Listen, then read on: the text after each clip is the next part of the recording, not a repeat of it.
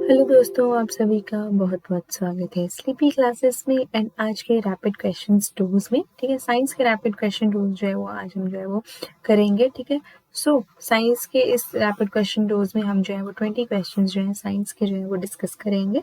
Physics and chemistry के basically question जो है वो आज डिस्कस करेंगे। तो चलिए बिना देर की शुरू करते हैं। सो सबसे पहला क्वेश्चन है आज का हमारा, for which diode is used. इनमें से किस चीज के लिए डायोड जो है वो यूज होता है। ऑप्शन है ए मॉड्यूलेशन, बी ऑसिलेशन, सी एम्पलीफिकेशन या D purification. So correct answer है इसमें डी प्योरिफिकेशन।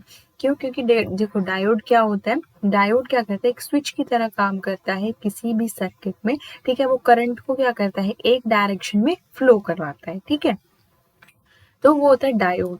अब वैसे ही हमारा एक डायोड है जो कि क्या है, रेक्टिफायर। रेक्टिफायर क्या है, एक डायोड है जो क्या करता है, हमारा कन्वर्ट करता है एसी इंटू डीसी। ठीक है, सो ऑल्टरनेटिंग करंट को डायरेक्ट करंट में जो है वो कन्वर्ट करता है। ठीक है, रेक्टिफायर। और यही जो रेक्टिफायर है, ठीक है, वो ये क्या करता है, प्योरीफाई करता है सर्किट को। मीन्स ये प्योरिफिकेशन में जो है वो हेल्प करता है। तो इनमें से डायोड किसके लिए यूज होता है, तो करेक्ट ऑप्शन है हमारा purification. Okay, so generally diodes जो है वो ऐसे दिखते हैं। ठीक है, okay next, who among the following develop the technology of underground nuclear explosion. इनमें से किसने जो है वो टेक्नोलॉजी डेवलप की थी ऑफ अंडरग्राउंड न्यूक्लियर एक्सप्लोजन की। सो ऑप्शंस है हमारे, ए डॉक्टर होमी जे बाबा, बी डॉक्टर विक्रम साराभाई, सी डॉक्टर राजा रामन्ना या डी डॉक्टर पी के अय्यनगर।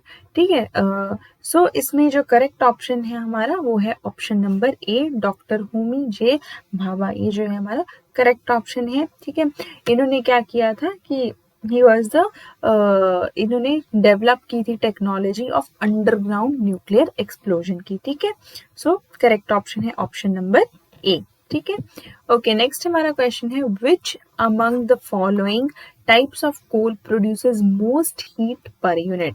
ऑप्शन है A coal, B lignite, C anthracite या डी पिट। सो इसमें करेक्ट ऑप्शन है सी एंथ्रासाइट। एंथ्रासाइट एक ऐसा प्रकार है कोल का जो क्या करता है, सबसे ज्यादा हीट जो है वो प्रोड्यूस करता है।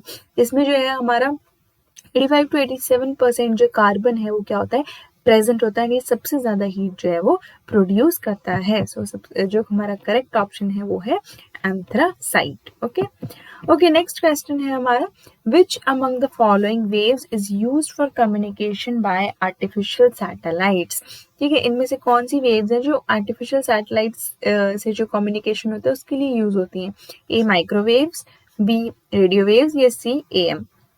तो इसका जो करेक्ट ऑप्शन है वो है ए माइक्रोवेव्स। ठीक है, माइक्रोवेव्स ही क्यों जो है वो आर्टिफिशियल सैटेलाइट से जो कम्युनिकेशन के लिए जो है वो यूज होती है, because microwaves can pass straight through the atmosphere and connect antennas on earth to a satellite in earth's orbit. ठीक है, क्योंकि माइक्रोवेव्स जो है वो क्या करती है, एकदम स्ट्रेट जो है वो ट्रैवल करती है through the atmosphere.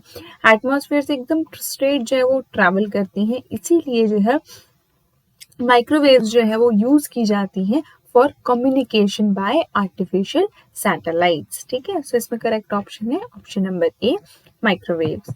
Okay next हमारा क्वेश्चन है, beryllium sulphate is less soluble in water due to. Option है A high inflammable energy, B low energy of dissociation, C low inflammable energy या D ionic bond. Okay, so it's low bond, it's ionic bond. ठीक है, तो इसमें correct option है हमारा ए high inflammable energy. जो beryllium sulphate है उसकी एनर्जी बहुत ज्यादा होती है। ठीक है, it has high inflammable energy, इसीलिए जो है वो कम सॉल्युबल होता है वाटर में। ठीक है, ओके नेक्स्ट क्वेश्चन है, which among the following is a carbohydrate. इनमें से कौन है जो कार्बोहाइड्रेट है। Option A nylon, B cane sugar, C turpentine या डी हाइड्रोजन पेरोक्साइड। तो इसमें करेक्ट ऑप्शन है option number B cane sugar. ठीक है, केन शुगर क्या है, हमारा कार्बोहाइड्रेट है, क्योंकि हमें पता है कार्बोहाइड्रेट की कैटेगरी में ज्यादातर क्या आती है, शुगर आती है एंड स्टार्च आती है। ठीक है, सो केन शुगर क्या है, एक शुगर है and it is a carbohydrate. So इसमें करेक्ट ऑप्शन है option number B. Okay next question की तरफ मूव करते हैं कि the dimension of which of the following is same as that of impulse, ठीक है। इनमें से कौन है जिसकी जो डायमेंशन है वो जो है वो सेम है इम्पल्स की जो है वो डायमेंशन से मिलती है। सो ऑप्शन है A volume, B momentum, C torque या D change in the rate of momentum. तो इसमें जो करेक्ट ऑप्शन है वो हमारा बी मोमेंटम है, ठीक है। क्योंकि इम्पल्स को हम कैसे डिफाइन करेंगे, ठीक है, impulse is the rate of change of momentum, ठीक है। सो मोमेंटम की जो डायमेंशन होती है हमारी वो होती है ml t-1 और इम्पल्स की डायमेंशन भी जो होती है वो होती है ml t-1, ठीक है। सो इम्पल्स और मोमेंटम की डायमेंशन जो है वो एब्सोल्युटली सेम होती है, ठीक है। सो इसमें जो करेक्ट ऑप्शन आएगा वो आएगा बी मोमेंटम, ठीक है। ओके, नेक्स्ट हमारा क्वेश्चन है which among the following is the fundamental quantity, कौन सी है इनमें से जो है वो फंडामेंटल क्वांटिटी है। सो ऑप्शन है A volume, B time, C velocity या डी फोर्स। तो इसमें जो करेक्ट ऑप्शन है वो है option number B time. Time क्या है हमारी इनमें से फंडामेंटल क्वांटिटी है। फंडामेंटल क्वांटिटीज वो क्वांटिटीज होती हैं जो क्या होती है एकदम इंडिपेंडेंट होती हैं, ठीक है, जो बिल्कुल इंडिपेंडेंट होती है, किसी पे डिपेंड नहीं करती है, उनको कोई और चीज रिप्लेस भी नहीं कर सकती है, ठीक है। सो वो होती है हमारी फंडामेंटल क्वांटिटी। सो इनमें से जो हमारी फंडामेंटल क्वांटिटी है वो क्या है, टाइम है। टाइम यहाँ पे क्या है हमारी फंडामेंटल क्वांटिटी है। Okay, so next question है when a ring of metal is heated what happen to its hole, ठीक है। जब भी हम मेटल की रिंग को हीट करते हैं तो उसके होल को क्या होता है। ऑप्शन है A expands, B contracts, C it expands और contracts according to its diameter या डी इट एक्सपैंड्स और contracts according to its coefficient of expansion. तो इसमें जो करेक्ट ऑप्शन है वो है हमारा ऑप्शन नंबर ए एक्सपैंड्स, ठीक है। क्योंकि मेटल की रिंग है तो जैसे ही हम मेटल की रिंग को क्या करेंगे हीट प्रोवाइड करेंगे तो इसमें जो अंदर में जो इसके देखो ये मेटल की रिंग है, इसके अंदर क्या है छोटे छोटे क्या है मॉलिक्यूल्स प्रेजेंट है। अब ये मॉलिक्यूल्स क्या करेंगे वाइब्रेट करना शुरू करेंगे और जब ये वाइब्रेट करेंगे तो क्या करेंगे एक दूसरे से दूर जो है वो मूव करना शुरू कर देंगे। जैसे ही ये वाइब्रेट करके एक दूसरे से एक दूसरे से जो है वो दूर दूर मूव करना शुरू कर देंगे, ये क्या होगी जो रिंग होगी वो क्या हो जाएगी बीच में क्या होगी वो एक्सपैंड जो होल है वो क्या हो जाएगा बड़ा होता जाएगा एंड रिंग क्या होती जाएगी एक्सपैंड होती जाएगी। तो इसमें करेक्ट ऑप्शन है ऑप्शन नंबर ए। जब भी हम मेटल की रिंग को हीट करते हैं तो जो उसका होल होता है वो क्या हो जाता है एक्सपैंड हो जाता है, ठीक है। Okay, next question है if the diameter of a capillary is doubled then rise of water in it will be। अगर कैपिलरी है, ठीक है, ये कैपिलरी है, ठीक है, ये हमारी कैपिलरी है, ठीक है। अब अगर इसके डायमीटर को क्या कर दूं मैं, लेट्स से डायमीटर इसका डी है पहले, अब इसके डायमीटर को चेंज करके मैं कर देती हूँ 2d, डबल कर देती हूँ और पहले इसमें राइज क्या है इतना है, ठीक है। तो अब अगर डायमीटर मैंने डबल कर दिया तो इसमें जो राइज है, ठीक है, वाटर का जो राइज है वो क्या होगा ए 2 times, be half, C 4 times या डी नो चेंज। इसमें करेक्ट ऑप्शन है बी हाफ, ठीक है। डायमीटर क्या हो जाएगा हाफ हो जाएगा। क्यों, क्योंकि जो डायमीटर है it is inversely proportional to the height of capillary, ठीक है। सो ये एक फॉर्मूला है कि कैपिलरी का जो डायमीटर होता है, ठीक है, वो it is inversely proportional to height या फिर rise of the water in capillary, ठीक है। तो जैसे ही अगर मैंने यहाँ पे इसको 2d कर दिया, डायमीटर अगर डबल कर दिया तो जो ये होता है हमारा जो हाइट होती है वो क्या हो जाएगी हाफ हो जाएगी, ठीक है। तो इसमें करेक्ट ऑप्शन है ऑप्शन नंबर बी। तो डायमीटर बड़ा करेंगे तो राइज क्या हो जाएगा वो कम हो जाएगा, राइज ऑफ वाटर क्या हो जाएगा वो भी क्या हो जाएगा आधा हो जाएगा, ठीक है। ओके, सो बी इसमें करेक्ट ऑप्शन है। नेक्स्ट क्वेश्चन है why the needle of iron swims on water surface when it is kept gently. कि जो आयरन नीडल है, ठीक है, वो क्या करेगी वो वाटर के सरफेस पे स्विम क्यों करती है जब उसे हम जेंटली रखते हैं। Option A it will remain under water when it will displace more water than its weight, B density of needle is less than that of water, C due to surface tension या D due to its shape. तो इसका correct option option number C due to surface tension, ठीक है। कि जब भी हम iron needle को जो है वो वाटर सरफेस में रखते हैं, ठीक है, तो वो क्या होती है वो एकदम से स्विम कर जाती है, वो सिंक नहीं करती है, ठीक है। वो क्या करती है उस पर तैरती है। वो ऐसा क्यों करती है because of the surface tension, क्योंकि the only object whose weight is lesser than the force due to surface tension will float, ठीक है। सिर्फ वही ऑब्जेक्ट जिनका जो वेट है वो सरफेस टेंशन की फोर्स से कम होता है वही क्या कर पाते हैं, स्विम कर पाते हैं। और आयरन नीडल इतनी ज्यादा पतली होती है, आयरन नीडल की डेंसिटी जो होती है वो क्या होती है, वैसे तो वो उसकी आयरन की डेंसिटी क्या होती है, पानी से ज्यादा होती है, वाटर की डेंसिटी से ज्यादा होती है, लेकिन वो डूबती नहीं है। क्यों नहीं डूबती है, क्योंकि उसका जो वेट होता है वो बहुत ही ज्यादा स्मॉल होता है। इसका वेट जो होता है वो इतना कम होता है कि वो सरफेस टेंशन की फोर्स को क्या कर सकता है, ब्रेक नहीं कर सकता। सो जो वेट होता है it is less then the force of surface tension, ठीक है। सरफेस टेंशन की फोर्स से जो इसका वेट होता है वो बहुत ही ज्यादा कम होता है, ठीक है। सो क्या होता है कि ये क्या हो जाती है, hence it swims on water या इट फ्लोट्स ऑन वाटर, वो सिंक नहीं करती है। सो करेक्ट ऑप्शन है ऑप्शन नंबर सी, ठीक है। ओके, हमारा नेक्स्ट क्वेश्चन है, the mass of star is 2 times the mass of the sun, how it will come to an and.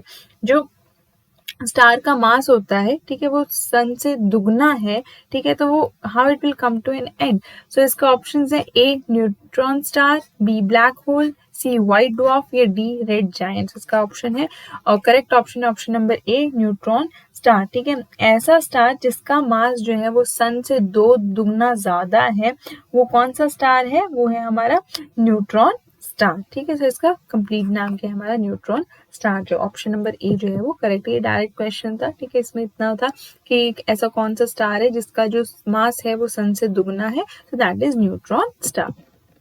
Okay, next question है, what is the name of that system which uses radioactivity to decide the period of materials of prehistoric period? So options है A radium dating, B uranium dating, C carbon dating या D deuterium dating. So correct option है C carbon dating.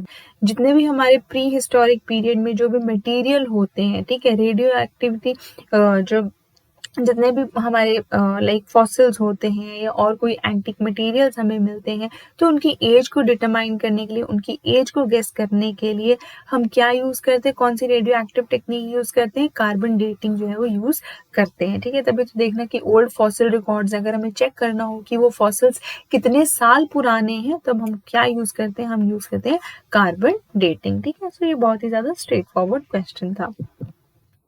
तो next question है हमारा, on which of the following techniques photostat machine works. इनमें से कौन सी ऐसी टेक्निक है जिसमें फोटोस्टैट मशीन जो है वो काम करती है। Option A magnetic image to making, option B thermal image to making, option C electrostatic image to making या option D electromagnetic image to making. So इसमें करेक्ट ऑप्शन है option number C electrostatic image to making, ठीक है। जो भी हमारी photostat होती है तो उसमें क्या होता है, कंप्यूटर स्क्रीन है, कंप्यूटर स्क्रीन पे आपके पास कोई डॉक्यूमेंट है, ठीक है, इसका आपको प्रिंट निकालना है। सो कंप्यूटर स्क्रीन है, ये आपका प्रिंटर है, तो ये इससे कनेक्टेड होता है वायर के थ्रू एंड यहाँ पे आपको क्या मिल जाता है, आपका डॉक्यूमेंट का प्रिंट मिल जाता है। तो विजुअल है, ठीक है, विजुअल सिग्नल है, विजुअल सिग्नल इसको किस में कन्वर्ट कर दे रहा है, इसको जो है वो पेपर में कन्वर्ट कर दे रहा है, या आपको क्या दे दे रहा है, इसका प्रिंट आउट दे दे रहा है।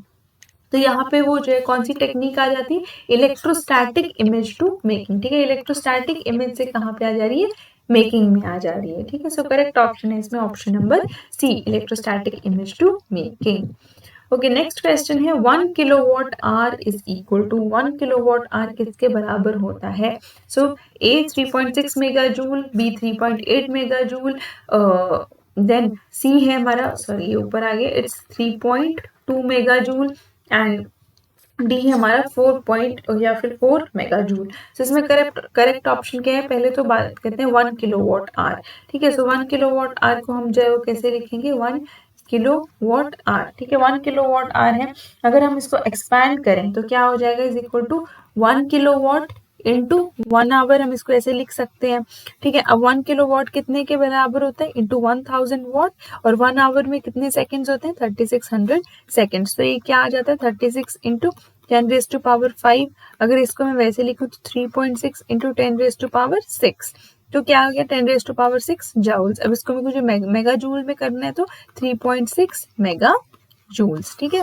जब भी 10⁶ होता है तो वो क्या होता है, 10⁶ हमारा टर्म आती है मेगा के लिए, ठीक है। सो 3.6 क्या बन जाएगा, 3.6 मेगा जूल्स जो है वो इसका क्या है, करेक्ट ऑप्शन है। So 1 kilowatt hour is equal to 3.6 mega joules, ठीक है। Okay, next question है what is the minimum escape velocity of a rocket to be launched into the space? ठीक है, मिनिमम escape velocity कितनी होनी चाहिए rocket की कि वो जो है वो स्पेस में जो है उसे लॉन्च कर पाए। एस्केप वेलोसिटी क्या होती है? वो वेलोसिटी मींस जो वेलोसिटी चाहिए होती है रॉकेट को क्या करने के लिए, एस्केप करने के लिए। ये ये है हमारा जो अर्थ है, अर्थ को लैंड को छोड़ने के लिए जितनी वेलोसिटी चाहिए होती है उसे हम बोलते हैं एस्केप वेलोसिटी। ठीक है, तो वो कितनी होती है, मिनिमम कितनी चाहिए होती है? ए 5 किलोमीटर पर सेकेंड, बी 6 किलोमीटर पर सेकेंड, सी 11 किलोमीटर पर सेकेंड या डी 15 किलोमीटर पर सेकेंड। तो इसमें करेक्ट ऑप्शन है सी 11 किलोमीटर पर सेकेंड। जो मिनिमम एस्केप वेलोसिटी जो रॉकेट की चाहिए होती है वो होती है हमारी 11 किलोमीटर पर सेकेंड। ठीक है, सो ये बहुत ही ज्यादा कैलकुलेशन, बहुत लंबी कैलकुलेशन होती है, उससे हमें करके ये जो है वो प्रॉपर फिगर मिलती है 11 किलोमीटर पर सेकेंड। ठीक है, ओके नेक्स्ट क्वेश्चन है which of the following statement is true when we see rainbow? ठीक है, इनमें से कौन सी जो स्टेटमेंट है वो सही है जब भी हम रेनबो को देखते हैं? A we face sun and raindrops, B the sun remains behind us and we face raindrop, C in light rainfall we face sun, yes. D the sky remains clear and sun is at a low position in the sky. So इसमें correct option है हमारा option number B, the sun remains behind us and we face rain drops. ठीक है, तो सन क्या होता है कि जब भी हम रेनबो देखते हैं, ठीक है, तो सन क्या होता है, सन हमारे पीछे ही रहता है और हम किसे फेस कर रहे होते हैं? हम रेन ड्रॉप्स को फेस कर रहे होते हैं। ठीक है, सो ये इसकी जो है वो करेक्ट आंसर है। ओके ओके नेक्स्ट क्वेश्चन है how much calorie of energy is release by a boiled egg? एक बॉइल्ड एग कितनी एनर्जी रिलीज करता है? Option A 40, B 50 calories, C 60 calories या डी 77 कैलोरीज। तो इसका करेक्ट ऑप्शन है डी 77 कैलोरीज। ठीक है, जो एक बॉइल्ड एग है वो एवरेज या अप्रोक्सीमेटली 77 कैलोरीज की एनर्जी जो है वो रिलीज करता है। ठीक है, ओके नेक्स्ट क्वेश्चन है the splitting of light of different colours of light in a prism is called? ठीक है, जो प्रिज्म है, ठीक है, यहाँ पिक्चर में देखो ये प्रिज्म है। ठीक है, जब ये व्हाइट लाइट को डिफरेंट कलर्स में जो है वो स्प्लिट कर रहा है, मींस बेसिकली डिफरेंट कलर क्या होते हैं? विबग्योर, जो रेनबो के कलर्स होते हैं। ठीक है, violet, indigo, blue, green, yellow, orange and red. ठीक है, जब इनमें जो है स्प्लिट कर रहा है तो उसको चीज को हम क्या बोलते हैं? A reflection of light, B dispersion of light, C diffraction of light या डी रिफ्रैक्शन ऑफ लाइट। तो इसका करेक्ट ऑप्शन है B dispersion of light. The phenomena of splitting of white light into different colours is known in a prism is called dispersion of light. ठीक है, इसको हम dispersion बोलते हैं। So correct option है ऑप्शन नंबर बी। ठीक है, एकदम स्ट्रेट फॉरवर्ड क्वेश्चन था। लास्ट क्वेश्चन है हमारा a boat will submerge when it displaces water equal to its own. ठीक है, तो इसमें क्या है कि ऑप्शन है A volume, B weight, C surface area या डी डेंसिटी। सो इसमें जो करेक्ट ऑप्शन है वो है हमारा ऑप्शन नंबर बी वेट। ठीक है, बोट जो है वो कब सबमर्ज करेगी? ठीक है, a boat will submerge when it displaces water equal to its own dashboard. ठीक है, बोट जो है अगर तो जितना पानी वो डिस्प्लेस कर रही है अगर उतने ही वेट का अगर वॉल्यूम डिस्प्लेस करेगी तब वो सबमर्ज करेगी? नहीं करेगी। सरफेस एरिया करेगी? नहीं करेगी। डेंसिटी अगर होगी तब भी नहीं करेगी। लेकिन जब भी हमारा जो weight of water displaced is equal to the weight of the object हो जाता है तब क्या करेगी जो बोट है वो क्या करेगी? सबमर्ज कर जाएगी। ठीक है, वो क्या कर जाएगी? डूब जाएगी। ठीक है, सो बोट को सबमर्ज करने के लिए जो प्रिंसिपल है वो क्या होना चाहिए कि weight of water, sorry, so it's weight of water displaced. ठीक है, ये वेट ऑफ वाटर, हाँ, weight of water displaced should be equal to the weight of object. ठीक है, ऑब्जेक्ट या इस केस में ऑब्जेक्ट जो है वो हमारा बोट है, तब वो जो है हमारी ये शिप क्या है वो क्या कर जाएगी? सबमर्ज कर जाएगी या डूब जाएगी। सो ये इसका करेक्ट ऑप्शन है ऑप्शन नंबर बी वेट। ठीक है, सो ये थे हमारे आज के 20 क्वेश्चंस एंड आई होप आपको ये क्लियर हो गए होंगे। हम जल्दी मिलेंगे नेक्स्ट वीडियो में नेक्स्ट 20 क्वेश्चंस के साथ। तब तक के लिए स्टे सेफ।